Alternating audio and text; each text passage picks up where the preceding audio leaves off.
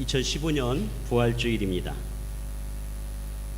여러분 모두 부활주일을 기대하고 또 고난주간을 십자가를 묵상하며 그렇게 보내셨죠. 저는 부활주일을 맞으면서 저의 신앙생활의 절정이었던 저의 그러한 학창시절, 고등학교의 시절이 생각이 납니다. 제가 고등학교 시절을 신앙생활의 절정이라고 이렇게 표현하는 것은 그때가 가장 순수하게 주님을 사랑했고 또 예수님이 너무 좋았고 교회가 좋았고 그래서 저는 이 목회의 부르심에 헌신을 했습니다. 저는 논산이라고 하는 그 시골에 살았어요.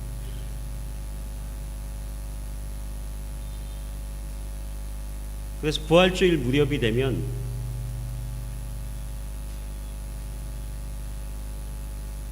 그 논산의 그 저수지로 가는 그러한 도로에 이렇게 벚꽃이 활짝 핍니다. 그래서 그때의 그 시절이 제가 그 학창 시절, 젊은 시절에 그러한 기억들이 오버랩 되는 거예요. 부활절 연합성가대 제가 서기 위하여 또 이렇게 잠 많던 제가 새벽잠을 설치며 그렇게 준비하고 또 그래서 이 부활주일이 되면 저에게는 그러한 좋은 기억들이 있습니다. 제 친한 친구 가운데 그 학창시절에 트럼펫을 잘 불던 친구가 있어요. 근데 이 친구는 밴드를 하는 그러한 친구였는데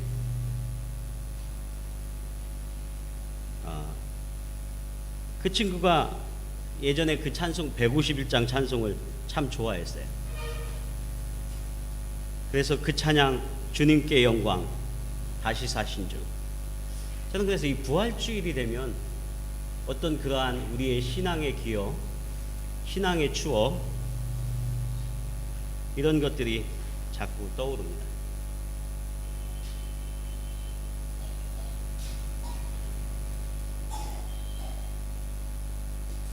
저는 2015년도에 이 선교지에서 우리가 하나님 앞에 예배를 드리면서 특별히 이 베트남 교회를 빌려서 예배드리는 오늘의 부활주일이 우리들의 신앙생활에 그러한 좋은 추억, 좋은 기억 이런 것들로 많이 남을 수 있기를 바랍니다. 오늘 본문 에베소서 1장 20절의 말씀에서 그의 능력이 그리스도 안에서 역사하사 죽은 자들 가운데서 다시 살리시고 하늘에서 자기의 오른편에 앉히사 모든 통치와 권세와 능력과 주권과 이 세상뿐 아니라 오는 세상에 일컫는 모든 이름 위에 뛰어나게 하시고 이렇게 말씀합니다. 오늘 십자가에 달리신 주님이 오늘 우리에게 있어서 어떤 패배와 실패한 것이 아니라 사망 권세를 이기시고 오늘 그가 승리하셨다고 하는 것입니다. 그래서 그를 죽은 자들 가운데 다시 살리시고 부활하시고 하늘에서 자기의 오른편에 앉히셨다 이렇게 말씀합니다. 그래서 저는 오늘 말씀의 제목을 부활신앙의 능력 이렇게 정했습니다. 여러분 부활신앙은 우리에게 있어서 능력입니다. 실망과 낙심 가운데 있었던 그러한 사람들에게 이 부활하신 그 주님은 그 신앙은 우리에게 소망이 됨을 믿습니다. 누가복음에는 십자가에 달리신 주님을 목격한 제자들이 실망하여서 이제 엠마오로 향하는 그러한 이야기가 실려져 있습니다. 그러나 그곳에서 그들은 부활하신 주님을 만나게 돼요. 그래서 낙심과 실망의 자리로 예수님이 십자가에 달리셨다. 그들은 절망 가운데 이제는 다시 자신의 고향으로 자신의 직장을 향해서 자신의 일하던 곳으로 낭망하여 그렇게 나아가게 될 때에 부활하신 예수님께서 그 엠마오로 내려갔던 그 제자를 만나신다고 하는 것입니다. 그래서 그들이 변화되어 그래서 다시 예루살렘으로 올라가게 되는 그러한 사건입니다. 그래서 우리에게 부활신앙은 오늘 우리를 변화시켜서 우리에게 새로운 소망을 주심을 믿습니다. 여러분, 지난 주간에 그 기사를 보셨죠? 케냐에서 그 가리사 지역에 있는 그 대학에서 테러가 있었습니다. 케냐에서는 여러 차례 그러한 극단적인 이슬람 세력들의 그러한 테러가 있었는데, 지난 고난주간 가운데 한 대학을 이제 무장 세력들이 침투해서 그곳에 많은 사람이 죽게 됐습니다. 그런데 신문에, 언론에 그 첫 번째에 그런 기사들이 떴더라고요. 그 테러범들이 그 죽인 사람들, 또 죽은 학생들에게 기독교인이냐고 물었다는 거예요. 그래서 그들 가운데 기독교인, 또 이슬람 믿지 않는 그러한 사람들, 그러한 학생들을 가려서 그렇게 무참하게 살해하고 하는 일들이 있었다는 것입니다. 케냐에 있는 선교사님이 글을 올렸어요. 이번 부활주일에는 부활절 예배를 잘 못 드릴 것 같습니다 하는 그러한 글을 올렸습니다. 그러면서 그 학생들이 집단적으로 모여 있는 그 희생된 사진, 그 무참하게 희생된 그런 사진들이 그곳에 올려졌습니다. 이 소말리아에 근거를 둔 이 알샤바브라고 하는 이슬람 이 테러 단체는 아주 극악한 그러한 단체입니다. 지난번에 나이로비 쇼핑몰 사건도 이들이 일으킨 사건이고, 전혀 반성하지 않고 앞으로 더 큰 테러를 이 케냐나 그 인접국가 그런 가운데 일으키겠다고 그렇게 선언을 하고 있습니다. 오늘 저희들에게 있어서 이 부활신앙, 이것에 대해서 우리가 깊이 묵상하며, 사실 부활은 우리에게 가장 큰 축제이죠. 뒤에 보이는 빈무덤처럼 예수님께서 살아나셔서 우리 그리스도인들에게 있어서는 어쩌면 성탄절보다도 이 부활주일은 우리에게 가장 축제의 날이고 승리의 날이고 기쁨 가운데 예배 드려야 하는 그러한 날입니다. 그런데 사랑하는 여러분, 여러분이 부활하기 위해서는 무엇이 전제되어야 합니까? 죽어야 합니다. 십자가의 죽음이 있은 이후에 주님께서는 사흘 만에 다시 살아나신 것을 믿으시기 바랍니다. 그래서 이 죽음이 전제돼요. 죽어야만 살아날 수 있어요. 죽었다가 다시 살아나는 것을 부활이라고 그렇게 이야기합니다. 그래서 우리에게 부활신앙의 첫 번째 중요한 점은 그리스도의 십자가가 지금 이 땅, 이 어둠의 세력과 대결하고 있는 이 어둠의 세력들을 물리치고 주님이 다시 살아나셨다고 하는 것은 승리하셨다고 하는 그 사실을 우리에게 말해주는 것임을 믿습니다. 주님은 어둠의 세력을 물리치고 이 죄의 세력을 물리치고 주님은 다시 살아나셔서 승리하신 줄 믿습니다. 사도 바울은 고린도전서 15장 55절의 말씀에 사망아 너의 승리가 어디 있느냐, 사망아 내가 쏘는 것이 어디 있느냐, 사망이 쏘는 것은 죄요 죄의 권능은 율법이라 이렇게 말합니다. 이곳에서 사도 바울은 우리 사람들을 고통 가운데 빠뜨리는 것이 사망과 죄와 율법이라고 하는 것입니다. 그래서 죄의 대가를 통해서 우리는 죽음이 왔다고 하는 거예요. 그래서 로마서 가운데 죄의 싹은 사망이다 이렇게 말씀하고 있습니다. 그래서 사람들은 이 사망의 권세, 죄의 권세, 율법의 정죄의 권세로 인하여서 이 땅 가운데 고통하고 있고 신음하고 있고 이 삶에 소망을 갖지 못하는 그러한 삶을 살아간다고 하는 것입니다. 그래서 죽음의 문제, 사망의 문제가 이야기될 때에 사람들이 느끼는 감정은 무엇입니까? 두려움이죠. 두려움. 죽음, 사망, 그것은 우리에게 두려움으로 다가옵니다. 제가 미국에서 목회할 때 우리 교회 권사님께서 이 폐암이 걸리셨어요. 그런데 교회도 식구들도 많지 않은데 공교롭게 또 우리 미국 집사님이 또 이 폐암이 같은 폐암이 걸리셨어요. 말기암에 해당되는 그러한 폐암이. 저는 그때 목회를 하면서 이 죽음의 실제 앞에서 그것에 깊이 있게 접근했던 그러한 경험이 있습니다. 사실 이민 목회를 하면요, 성도님들 한 사람 한 사람하고 밀접하게 연관되게 되어 있습니다. 그 사람의 삶에 깊이 있게 관련하게 되어 있어요. 그래서 저는 그 권사님께서 암이 걸리셨다는 소식을 듣고 매주일 그곳에 차를 타고 가서 거기에 가서 예배를 드리기를 시작을 했어요. 그래서 저는 심지어 그 여름에 저의 휴가까지 반납하면서 저는 그 권사님과 예배 드리는 것을 매주일 계속했어요.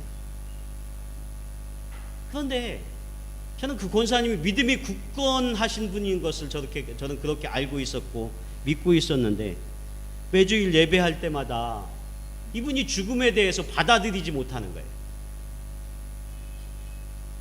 죽음에 대해서 받아들이지 못하는 거예요. 심지어는 어느 날은 예배까지 거부하는 거예요. 그래서 저는 그때 참으로 여러 가지 죽음에 대해서 생각을 하게 됐어요. 우리의 신앙과 죽음이라고 하는 것이 무엇인가? 근데 말씀드렸지만 그때 미국 집사님이 함께 이 폐암이 걸리셨어요. 근데 이 집사님은 사실 그렇게 제가 평소에 볼 때 믿음이 좋은 분이 아니었어요. 미국적인 문화를 늘 갖고 계셔서 제가 그 집사님 댁에 신방 가면 어느 날은 이렇게 맥주를 한 잔 따라 놓고 편안하게 그렇게 드세요. 그리고 언젠가는 저희 교회에서 저녁에 드리는 그 예배를 잘 이해하지 못해서 아내를 막 혼내는 거예요. 왜 밤에 가족과 함께 있지 않고 예배당에 가느냐 하면서 그렇게 불평을 하신다는 거예요. 그래서 저는 그렇게 생각할 때 이 미국 집사님은 아직 믿음이 없는 분이구나, 그렇게 생각을 했어요. 그런데 이분이 폐암이 걸리셨어요. 그래서 제가 그 가정에 찾아가서 제가 영어로 설교할 수가 없어서 그냥 영어 성경을 읽어드렸어요. 시편 23편은 제가 영어로 말은 잘못해도 읽기는 잘 읽어요. 그래서 그것을 읽어드렸는데 이 집사님이 눈물을 흘리시면서 그 죽음을 받아들이시더라고요. 저는 그때 깨달은 사실이 있습니다. 그것은 내가 믿음으로 하나님 앞에 기도하고 신앙의 단계로 깊이 있게 나아간 것 같지만 실제적으로 우리가 우리의 죄와 사망과 죽음과 구원의 문제를 온전히 해결하지 못한 채 신앙생활 하시는 그러한 오래된 성도들이 있다고 하는 사실입니다. 그러면서 제가 한편으로 미국 성도님들이 가진 그 신앙을 섣불리 정죄했던 것에 대해서 하나님 앞에 회개했습니다. 미국 사람들은요, 믿음이 없는 것 같지만 그들이 살아가고 있는 삶의 문화 가운데에 얼마나 깊이 있게 기독교 문화가 뿌리 잡혀 있는지 모릅니다. 서로를 배려하고 존중하고 사랑하고 자기보다 약한 사람들을 도와줄 수 있는 그러한 문화들. 저는 이때 이 권사님과 이 집사님을 보면서 오늘 우리에게 있어서 우리가 구원의 확신을 가지고 있으면서도 죽음의 문제를 극복하지 못하는 그러한 단계가 있을 수 있다고 하는 것에 대하여서 생각했습니다. 사랑하는 여러분, 우리가 죽음의 깊은 단계에 들어가야만 부활을 알 수 있습니다. 죽음이 무엇인가를 우리가 알 수 있을 때에 부활의 감격이 있다고 하는 거예요. 저는 사실 목회를 하면서 수많은 장례를 치렀어요. 저는 제가 장례를 전담으로 치르는 것을 목회에 있어서 제가 부목사로 할 때 그게 제 보직이었어요. 보직. 그래서 저는 장례를 너무 많이 치렀어요. 일주일에 어떤 때는 4번도 장례를 치러봤어요. 그래서 저는 서울에 가면 여러분 벽제 화장터가 있죠. 거기가 제가 일주일에 몇 번씩 출근하는 곳이었어요. 예전에는 화장을 그렇게 많이 하지 않았는데 어느 순간 그 화장의 문화로 서울 또 한국의 그런 문화가 막 바뀌더라고요. 저는 지금도 그 벽제의 화장터에서 어떤 분이 탄식하면서 외친 그 마디가 기억이 나요. 화장을 다 마치면 이제 분고를 해서 이제 항아리 같은 곳에 모셔서 그 분고를 이제 가지고 나옵니다. 그런데 이분이 이것을 가지고 나오면서 이게 뭐야? 오래전의 이야기예요. 그런데도 그 외쳤던 소리가 제 귀에 쌩쌩한 거예요. 아, 죽음이 이것이구나.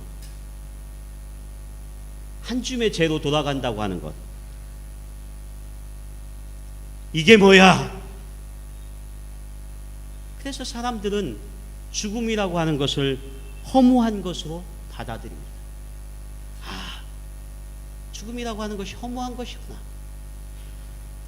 참으로 우리의 인생이 허무한 것이구나. 세상의 사람들은 그렇게 받아들인다. 그래서 우리 모든 인생들 앞에 이 죽음의 문제가 놓여져 있습니다. 실존주의 철학자 키에르케고르는 이렇게 이야기했습니다. 우리의 인생은 마치 사형 선고를 받은 사람이 자신의 이름이 불려질까 늘 두려워하며 사는 것과 같습니다. 우리의 인생은 마치 사형장에서 나를 부르는 그 부름이 언제일까, 그것에 노심초사하면서 살아가고 있는 것이 오늘 우리의 인생이다 하고 실존주의 철학자는 그렇게 이야기했습니다. 이 이야기는 사람마다 두려워한다는 거예요. 죽음의 문제를.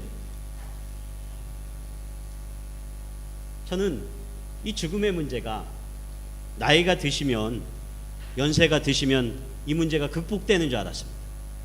왜? 어르신들은 그렇게 이야기하잖아. 아, 내가 살 만큼 살았지. 내가 빨리 죽어야지. 이건 다 거짓말입니다. 제가 목회를 하면서 저희 할머님이 90이 넘어서 돌아가셨는데,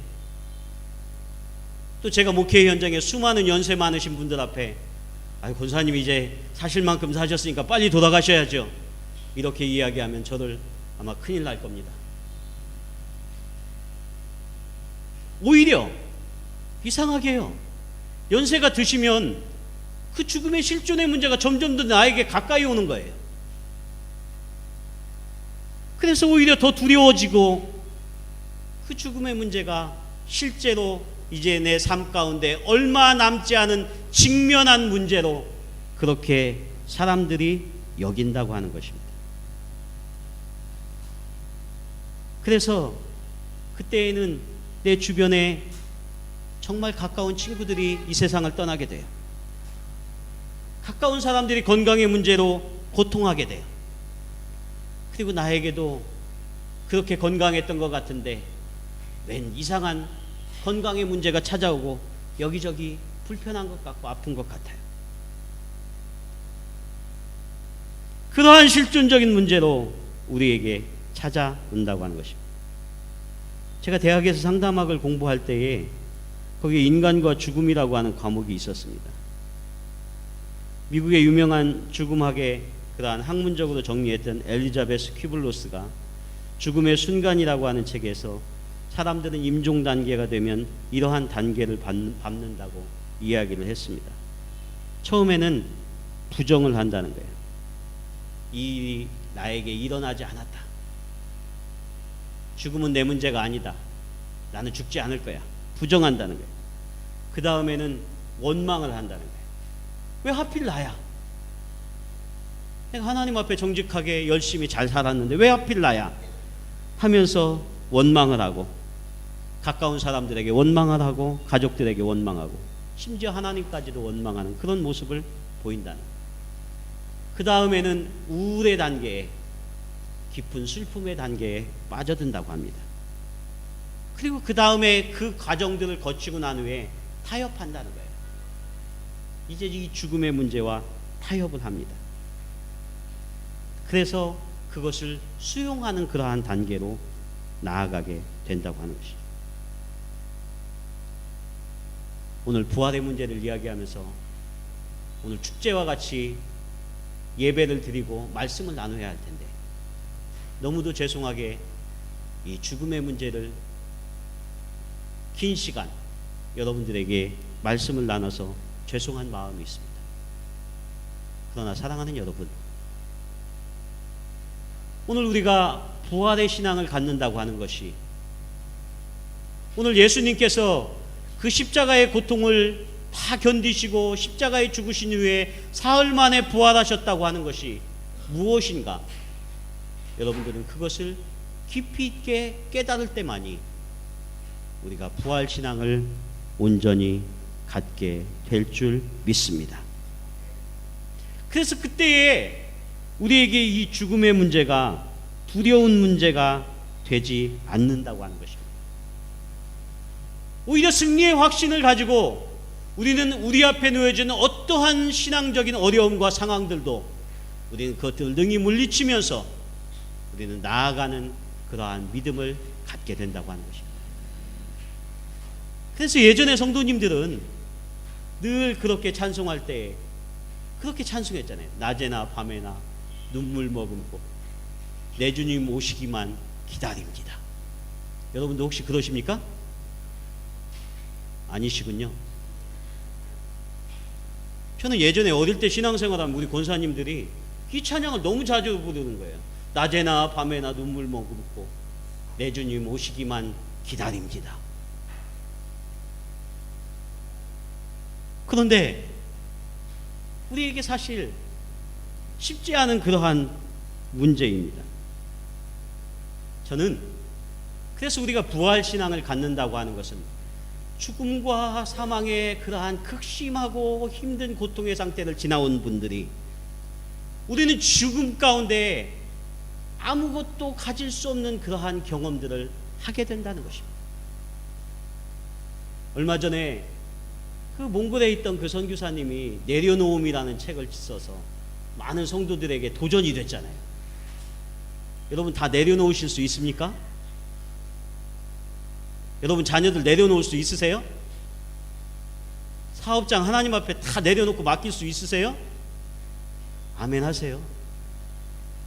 있으세요? 그런데 죽음은 우리가 그 모든 것들을 내려놓을 수밖에 없는 상황으로 만든다는 것입니다. 죽음은 아무것도 우리를 쥐지 못하게 해요. 우리의 사랑하는 것들도, 사랑하는 사람들도, 우리가 평생에 힘쓰고 애쓰는 그 재물을 향해 달려갔던 그 마음들도 죽음은 아무것도 쥐지 못하게 한다는 거예요. 아무것도 가질 수 없게 한다는 거예요. 그래서 우리가 이 죽음의 깊은 단계에 들어가서 죄와 사망의 상태로 있었던 그런 사람들은 내가 이 땅 위에서 가질 수 있는 것이 하나도 없구나, 하나님 앞에 그렇게 고백할 수밖에 없다고 하는 것입니다. 여러분, 그러한 사람들이, 그러한 죽음의 깊은 단계에 있던 사람들이 다시 살아났을 때에 부활이 얼마나 기쁘고 우리에게 새로운 소망을 주신다고 하는 그러한 마음의 확신과 부활 신앙의 확신을 가질 수 있다고 하는 것을 믿으시기 바랍니다. 그래서 부활 신앙이에요. 그래서 승리의 신앙이라고 우리에게 그렇게 이야기하는 것입니다. 제가 부목사로 사역할 때요, 한번 제가 주일날 새벽이었는데 전화가 오는 거예요. 새벽 기도도 시작되기 전에 그러한 시간이었는데 전화가 옵니다. 그런 시간에 전화가 오는 것은 거의 대부분 큰일 난 일들입니다. 무슨 일이 나서 전화가 온 그러한 시간이에요. 근데 전화를 받으니까 저희 교구에 집사님 한 분이 이제 지금 거의 돌아가시게 됐다는 거예요. 그래서 보람의 병원, 그 신림동 쪽에 있는 그 보람의 병원에 응급실에 있다는 거예요. 그래서 저는 급히 옷을 차려입고 준비를 하고 응급실로 달려갔습니다. 그런데 거기에 가봤더니 이제 집사님 아내 되시는 분이 있으면서 임종 기도를 해달라고 하는 거예요. 그런데 아직 그분이 돌아가신 상태는 아니에요. 그래서 제가 간절히 기도한 후에 보았는데 의사분들과 간호사분들이 그 심장 박동을 그 표시하는 기계 있잖아요. 그게 이제 돌아간 상태로 나오는데 계속해서 심폐소생술을 하더라고요. 그분들이 심폐소생술 전기 충격도 하고 계속 심장에 인공호흡도 하고 하면서 너무 열심히 하시는 걸 보고 제가 옆에서 감동이 되더라고요.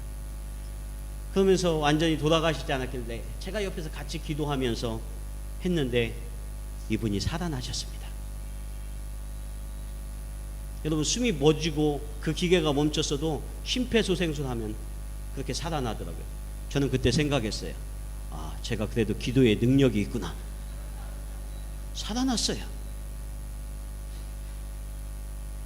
어찌됐건 제가 기도해서 살아났는지 뭐 의사 선생님이 심폐소생술을 잘해서 살아났는지 모르지만 어쨌든 살아나셨습니다. 이분이 당뇨가 심하셨던 분인데 저혈당 쇼크가 갑자기 와가지고 그렇게 되신 거래요. 근데 그분이 다시 교회로 오셔서 그분이 다시 교회에서 예배를 드리게 되었거든요. 저는 이분이 이전과는 다른 삶을 보이시는 거예요. 완전히 죽음 직전까지 갔던 그 상황에서 다시 살아난 거예요. 새 생명을 얻은 거예요. 하나님이 새로운 삶을 다시 한번 주신 거예요. 그렇기 때문에 여러분, 다시 살아났을 때에 그분이 주님을 위해 살지 않겠습니까? 오늘 우리에게 부활신앙은 이러한 의미가 있는 줄 믿습니다.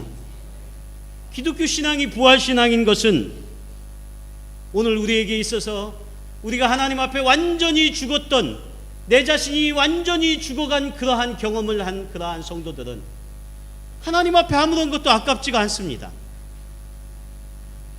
하나님 앞에 모든 것을 다 내어놓아도 내가 그것이 전혀 마음에 아까운 마음들이 들지 않는 것입니다. 사도 바울은 우리에게 있어서 이 부활의 믿음을 강조하지만 그는 천국에 대해서 자주 이야기하고 있지는 않습니다. 죽음 이후에 천국에 대해서 자주 말하지 않습니다.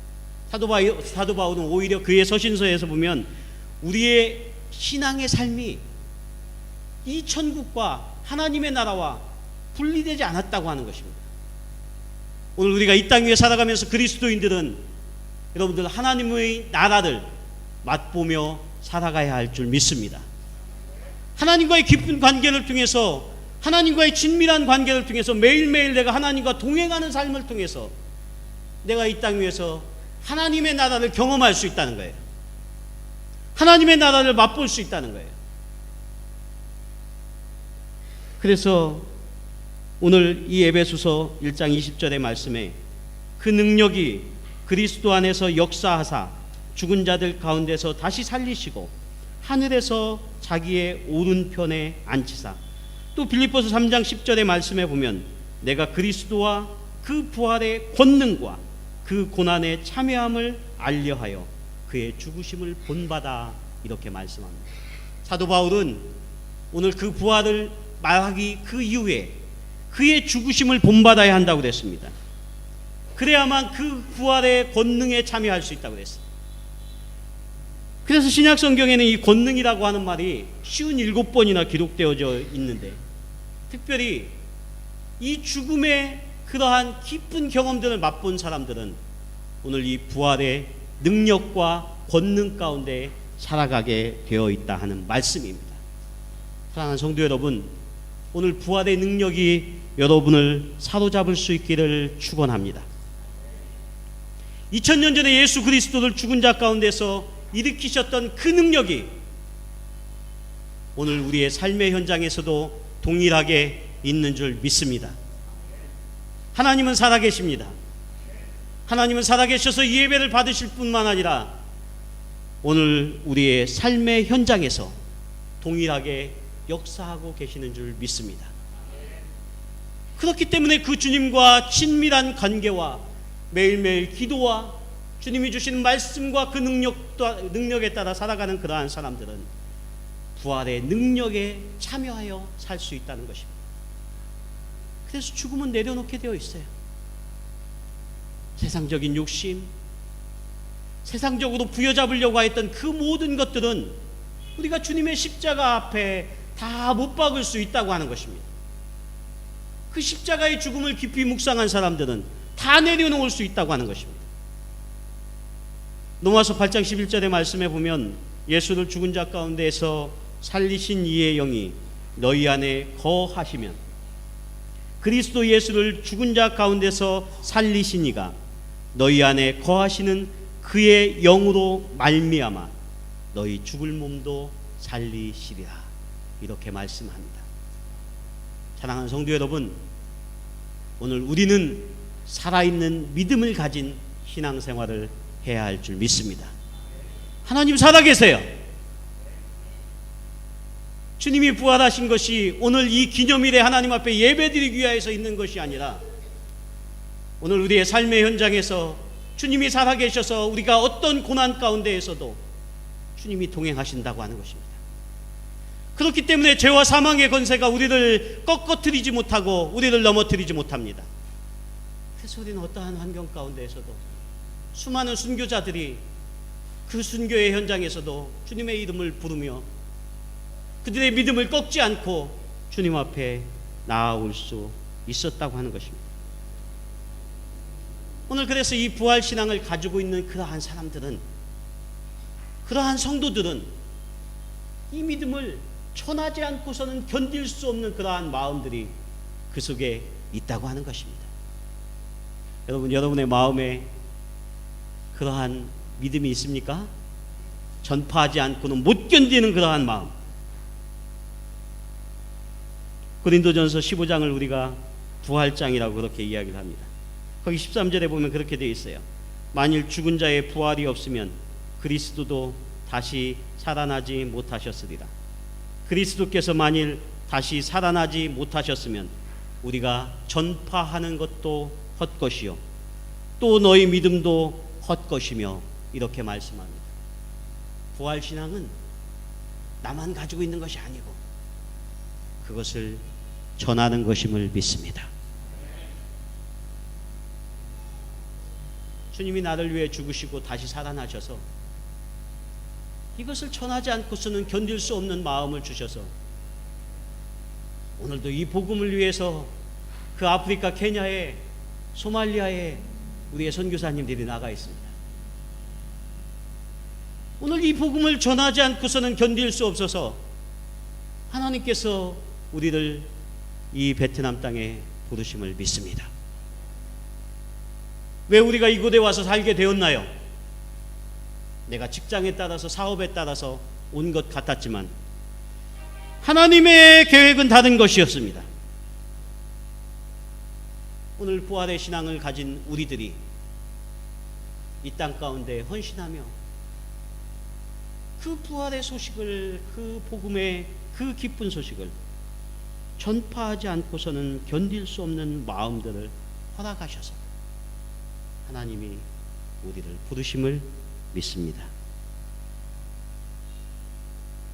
로마서 6장 8절에 보면 만일 우리가 그리스도와 함께 죽었으면 또한 그와 함께 살 줄을 믿느니, 여러분 믿으시기 바랍니다. 말씀을 마치겠습니다.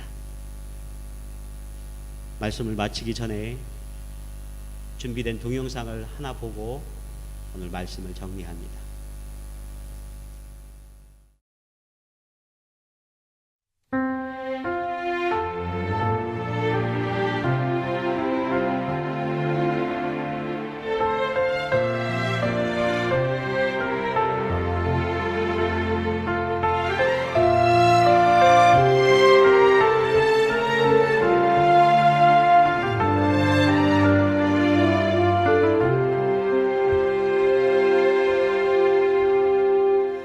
주님, 아무것도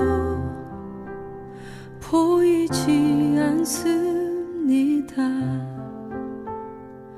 메마르고 가난한 이 땅, 의심과 두려움뿐, 고통에 매여 있는 죽어가는 저들에게 주님의 생명 심어지길 기도합니다.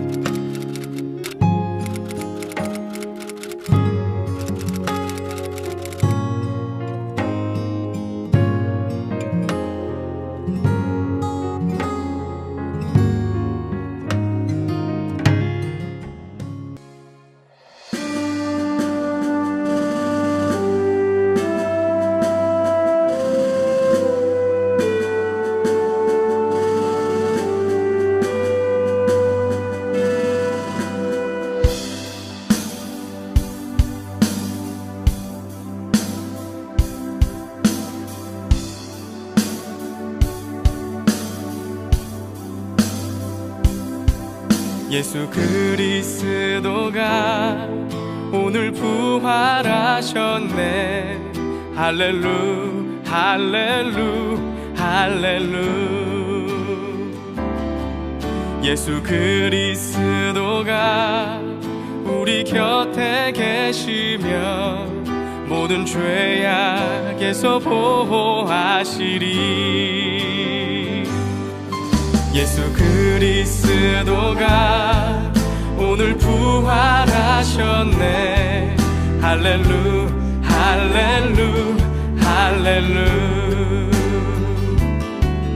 예수 그리스도가 우리 곁에 계시며 모든 죄악에서 보호하시리. 할렐루 할렐루야. 죽음에서 부활하신 어린 양. 할렐루. 스코필드 선교사님과 같은 수많은 복음의 헌신자들이 있어서 오늘 우리가 복음을 들을 수 있었습니다. 2015년도 이 부활주일에 하나님께서 우리를 이 베트남 땅에 부르시고 우리 가운데 원하시는 것은 이 땅 가운데 모든 백성들에게 복음을 향해 우리가 헌신하며 희생하며 또 기쁨 가운데 부활 승리의 믿음을 가지고 나아가기를 원하심을 믿습니다. 기도하겠습니다. 하나님 감사합니다. 2015년도 부활주일을 우리가 하나님 앞에 나와 예배하며 감격과 은혜 가운데 예배합니다. 주님, 우리도 부활의 증인으로 살게 하여 주시옵소서. 케냐에서 수많은 사람들이 복음 때문에 희생당하고 이 땅 가운데 또 아직도 복음이 필요한 수많은 곳에 오늘도 주의 종들을 보내셔서 또 헌신자들을 보내셔서 그곳에 복음을 전하기를 원하시는 하나님의 간절한 마음이 있음을 믿습니다. 주님, 저희도 그들의 마음, 주님의 마음을 품을 수 있도록 도와주옵소서. 예수님 이름으로 기도합니다. 아멘.